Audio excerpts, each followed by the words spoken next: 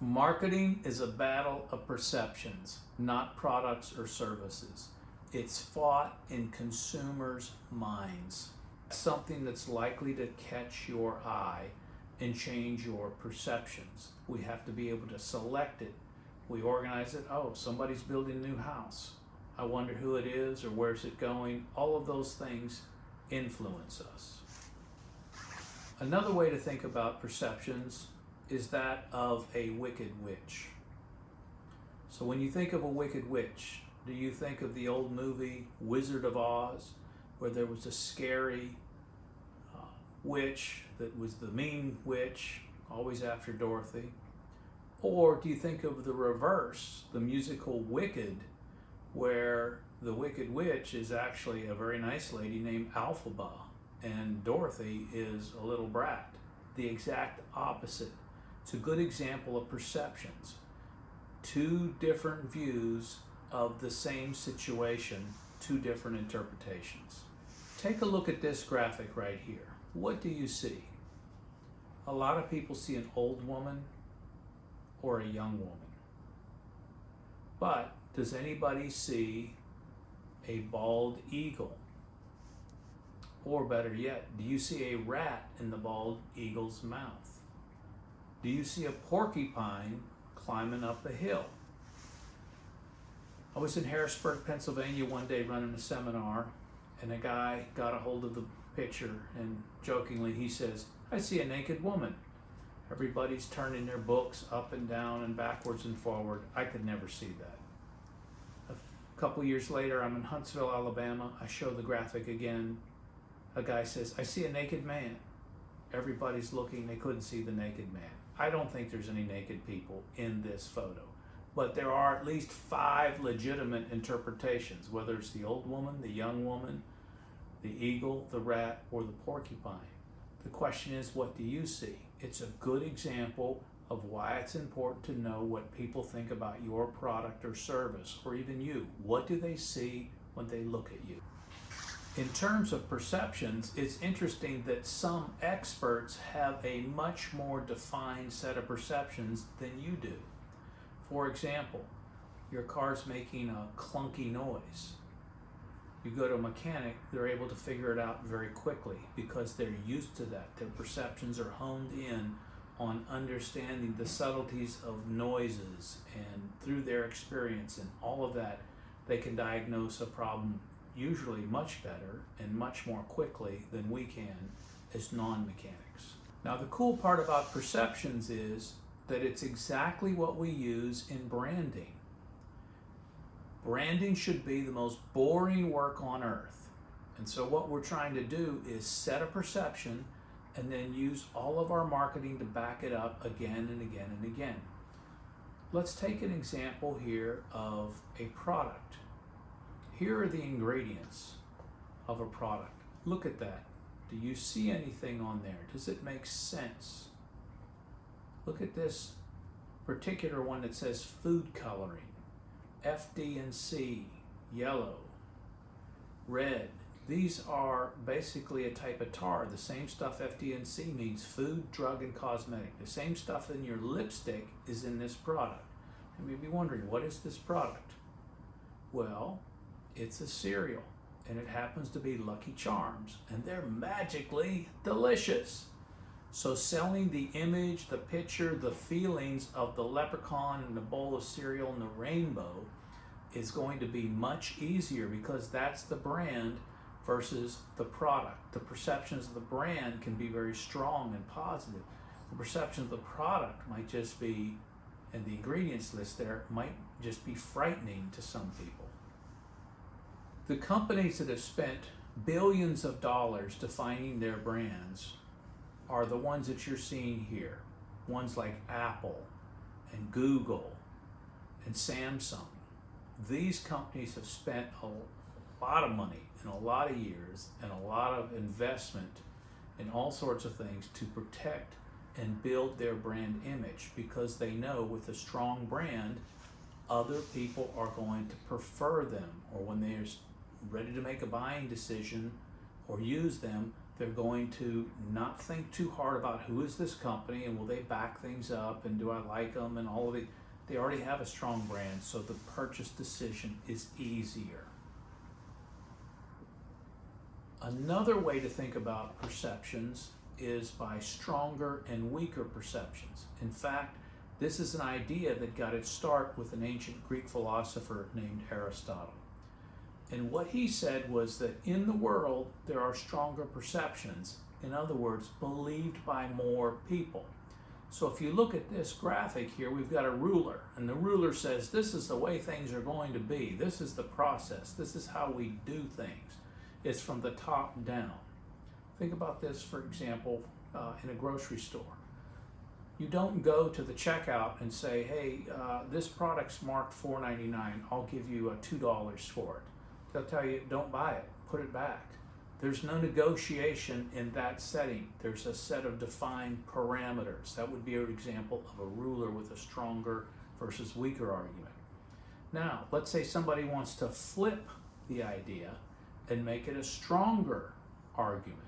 So the weaker argument becomes a stronger argument. That's essentially what happens with competition all of the time.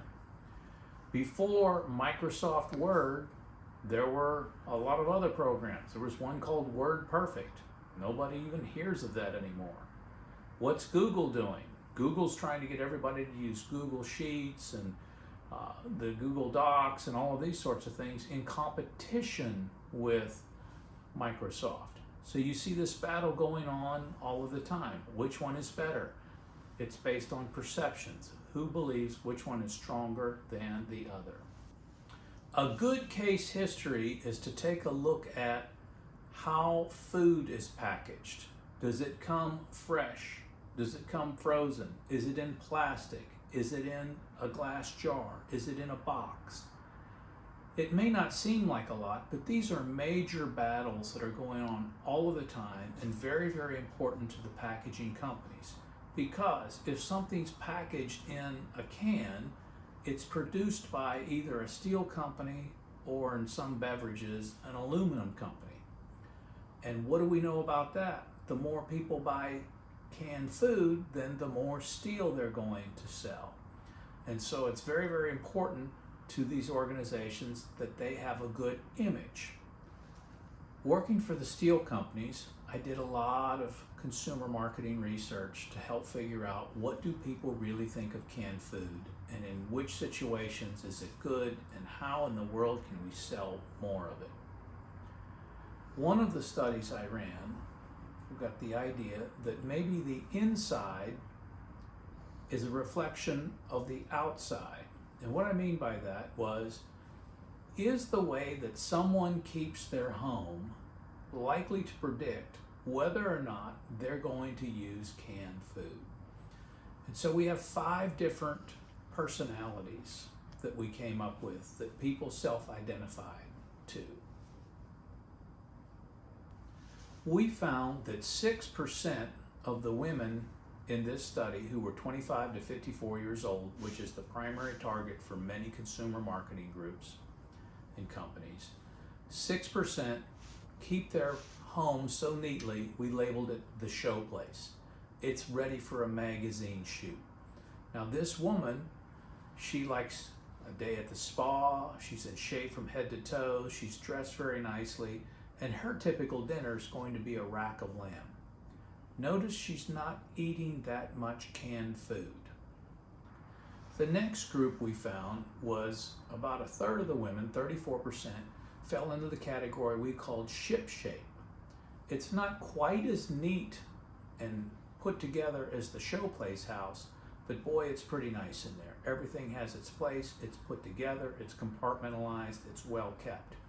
Now this woman is busy because she has little kids around.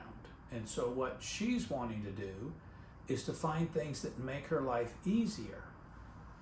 And so she might use canned food if it makes cooking faster, but it's not necessarily canned food just by itself. About a fourth of the people, or the women in this study, were what we call rest stop.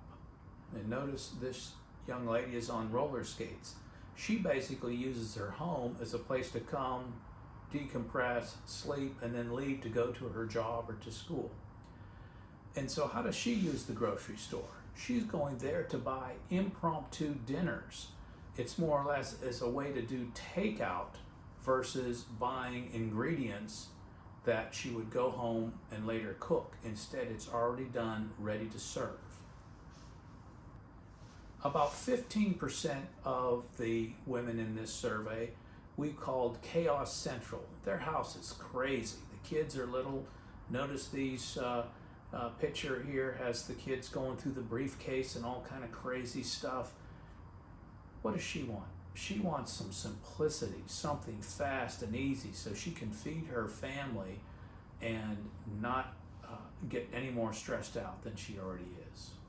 And finally, 20% are what we call dust ball or dust bunny. This is the woman who loves canned food. She's already canned food's customer. Look at this. She's got some pots and cats and whatever. She's sitting around. She's looking for coupons, all sorts of crazy stuff. This is not the audience that the steel companies need to worry about. They need to worry about the other 80% of the women. And the question is, how can they reach them? What could they do in order to influence them to purchase more canned foods so it works with them and their lives right now? Some other research we did was to try to find out who's a better cook. Is it the woman right now who's 25 or 30 or 35 years old, or was it her mom? Surprisingly, a lot of women think that their mothers were much better cooks than they were. Not in all cases, but in many cases. And a lot of them feel guilty about that. And so we'd ask them, what was the thing that your mom did? And they said she cooked from scratch. Well, that's pretty interesting. And we said, well, what does cooking from scratch mean? And when you really got down to it, for most women, it means turning on the stove or mixing at least 2 ingredients together. That's a pretty simple definition. It's not going out and growing the food and mashing it up and, some laborious process. They had a pretty simple definition of cooking from scratch. One last bit of research that was very fascinating to me was I was in Chicago one night running focus groups, and one of the ladies in the focus group raised her hand and said, "Sir, I have a question for you." This was near the end of the group. And I'm thinking, why are you waiting to the end here? What's your question? She said, "Those peas." I said, "You mean canned peas?" She said, "Yes." This was her question. Are they floating in embalming fluid? I could hear my client from behind the one-way mirror glass screaming at the top of her lungs. She couldn't believe that somebody would say that. That's how bad the image of canned food was. Are they floating in embalming fluid? So from all of this study and all of this data, what did the steel companies do? How could they start to change the image of steel so that people had a more positive image of the brand and they would buy more canned ingredients? Well, there's a couple that were really strong and stood out. The first one I call speed scratch cooking. Through our research, what we clearly discovered was that when canned food is an ingredient, the perception of it is completely different than when it's the end product. If you open up a can of corn and just pour it in the stove and heat it up, people would say things like they're hurting their children, they're not being a good parent, all of these problems. But if you open up a can of corn, pour it in there, slice up a few tomatoes, and pour some salt and pepper in there and mix it all together, you've cooked from scratch. It completely changes the image of that canned food. So canned food as an ingredient. So we came up with the concept of speed scratch. It means cooking from scratch with at least some canned ingredients and some fresh ingredients, and it makes the whole process faster. So there were a lot of articles and examples and all sorts of stuff was put together based on cooking quickly. Another technique we learned was that most women, younger women, had a limited number of recipes that they enjoyed making. For a lot of people, it was only 2 to 3, and we found that for many women, they have somewhere between 10 and 15 recipes that they make on a regular basis. So, if I came over to your house every day, every night, how long would it take before I got served the same thing? For most people, it's going to be about a week to a week and a half. So, we use that to create a recipe program. But let's do it as a recipe program that requires a lot of canned ingredients. For example, chili. You've got canned beans and canned tomatoes and canned paste and all sorts of stuff. And so mixing all of that together satisfies that cooking from scratch idea, but it also chews up several cans. So every time they'd go to the store, they'd want to restock their staples of those cans. So as you can see, marketing is a battle of perception. It's about the stuff that's going on inside someone's mind. And what we're trying to do through all of our communication is to convince people that we've got the right product or the right approach or the right service, and we want to strongly form those perceptions. We call that a brand. And so if we define that brand like Apple has, then all of a sudden people want to buy it. It makes buying easier. It makes the repeat process easier and easier and easier. And so that's why perceptions are so important in both product development and in branding.